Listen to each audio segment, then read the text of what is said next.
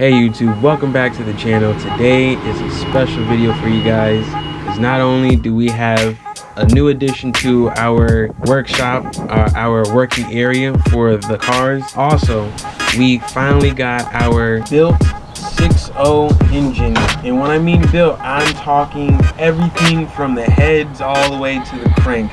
We'll go into more detail about it later on in the video, so stick around.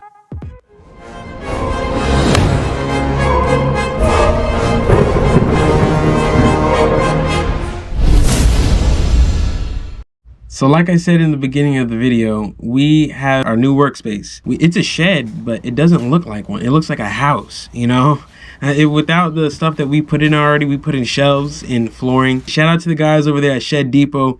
They helped us out a lot with picking the right kind of size for what we need. And they helped us pick out the colors. They helped us pick out the material that we want. And when I tell you that thing, it's out of this world. It looks like a house. And shout out to the guys who brought it out. Man, it is a feat. First off, it is a feat to see them deliver a shed and put it in somebody's backyard. Huge crane. I mean, I'm talking something you see at a construction site for a huge building. It's just for a shed, you know? You can see it like 3-4 blocks away, a shed being lifted up 100 feet in the air. It was amazing. Amazing experience. It was out of a movie Up. But like, oh my gosh, it was crazy. That's a buddy of ours right there, Charles Cheeks, and he's got himself a nice looking mint condition Grand National, and still got the V6 in it, but it's built a little bit. It's built, I must say myself. It's really nice. That Grand National will be on this channel pretty soon. We'll do a build breakdown about it and what's all inside it. Speaking of build breakdowns, the main reason for this video is that we finally got our engine back from TKM. Shout out to TKM. Those guys, they are one of the masters when it comes to the LS platform, sticking to the LS platform while trying to make a lot of torque, a lot of horsepower out of those engines. And when I mean sticking to the LS platform, I literally mean like getting a iron block from the junkyard and then, you know, filling it with all these goodies, rods, crank, pistons, you know, do head work, but still keep the stock frame, if you will, of the engine. You know, we got ourselves a 6.0. Dude, it was rusted out when we got it. When we first got it, we bought it off of a friend of ours. Actually, no, he gave it to us for free. Shout out to Alejandro, bro. He was all like, hey man, like, I don't need this block. And I was like, yeah, for sure, we'll take it. Originally, it was gonna be for me. My dad was all like, nah, you know, I'll take the 6.0. He gets the 6.0, I get the 5.3, and we'll go from there. Yo, shout out to Alejandro on that, because bro, this engine is crazy looking now. From the first time we got it to now, it's looking crazy. Speaking of which, TKM, they helped us out start to finish to make this engine all crazy as it is. And when I mean that, I'm talking, you know, from the heads of the engine all the way down to the crank. Everything is redone. It's even half filled engine cement that you pour inside the blocks for the water jackets. You fill that up half, or you fill it all the way, and it keeps the rigidity, the rigidness of the block. And man, when I tell you, they held back at nothing when it comes to the internal work. Oh my gosh, it looks amazing. Now let's take a little deeper dive into why this engine looks so amazing from the inside and out. Starting from the top, we got ourselves an aftermarket intake that has, it's supposed to be like for blow through carburetor setups or EFI setup for our engine. Moving on, we got ourselves a cam kit with the billet cam from TKM. That's a crazy cam, dude. I've seen it on other cars. I think that's the same one on Black Sheep. I'm not 100% sure, but man, that thing, that's a crazy cam. On top of that, the rockers, push rods, tuning kit, all done up by Brian Tooley. It's one main rail that connects all the rockers on one side of the bank, and then it branches off. There's another rail that connects the exhaust and intake rockers together, basically so they're rocking on the same rail. Those rails actually take out a lot of vibration, the rocker motion, and basically gives us a more reliable rocker. It's not prone to move around.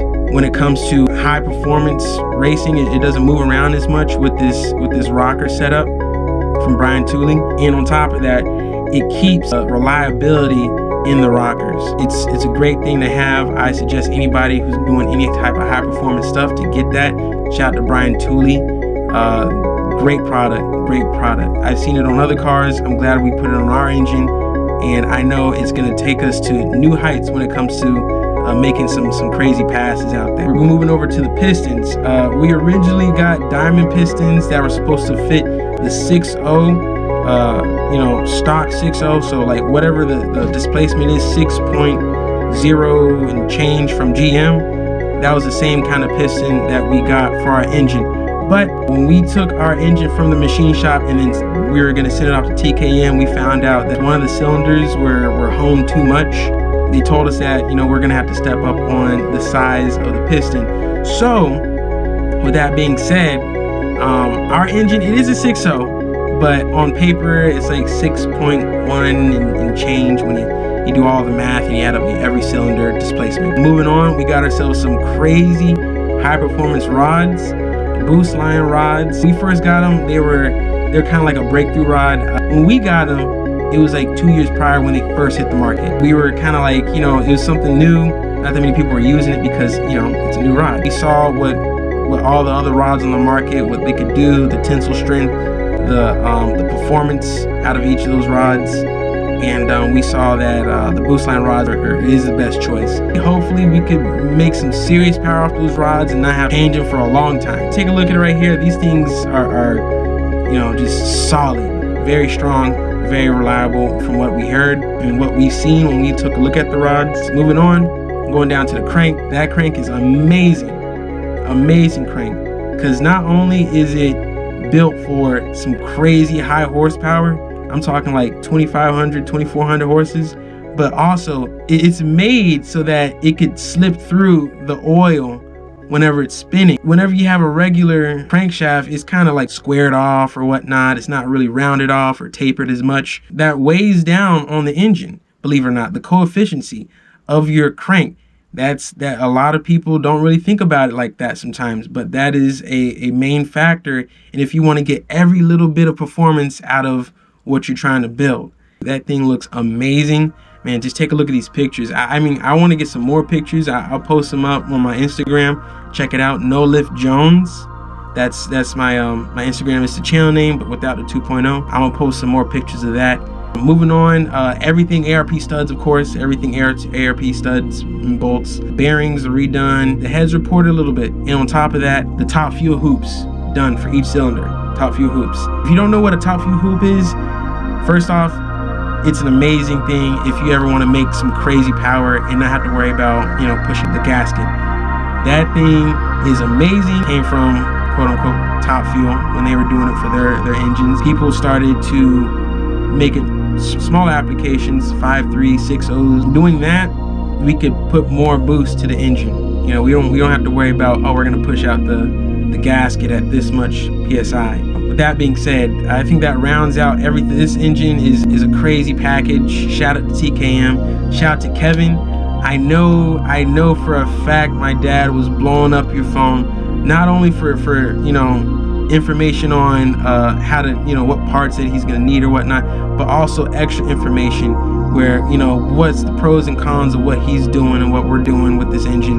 And we thank you so much for that. On paper, it can make like 2,300 horses, that's insane. Now, of course, sometimes you ain't gonna put down all of it, but still, to have 2,300 or 2,200 on tap, if you're ready to full send it, it's peace of mind right there. We appreciate it to TKM, Kevin, and to everybody who had their hands on putting this engine together. Shout out to you guys too. I don't have all the names. I'll give you guys a shout out on my Instagram. Again, it's No Lift Jones. To new endeavors, man. Nothing but up from here. And I think that might conclude our video here. tuned to the channel because I'll be posting more videos of my Mustang truck in the near future. More of the Mustang, but still, you know, keep an eye on the channel for both cars. You guys have a great one. Stay safe out there. See you in the next video. Hey y'all, thanks for watching. Remember to like, comment, and subscribe. And don't forget to press that bell button for any notifications or updates for any new videos coming out. Have a great one.